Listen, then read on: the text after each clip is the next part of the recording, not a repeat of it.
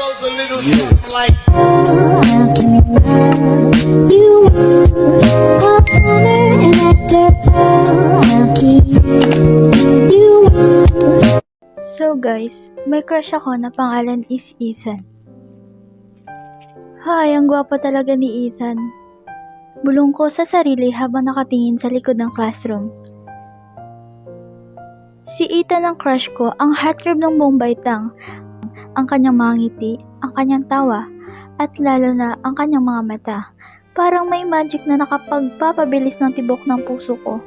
Sa tuwing may klase, hindi ko maiwasang mag-daydream. Iniisip ko na lang na kami ang magkasama. But of course, I know that impossible. That he's the one giving me flowers and that he's the one saying he loves me. Sino ba naman ako para magustuhan ng isang katulad niya? Isang araw, may group project kami sa math. Nagkataong magkagrupo kami ni Ethan. Kinakabahan ako pero excited din. Ito na ang pagkakataon ko para makausap siya ng matagal.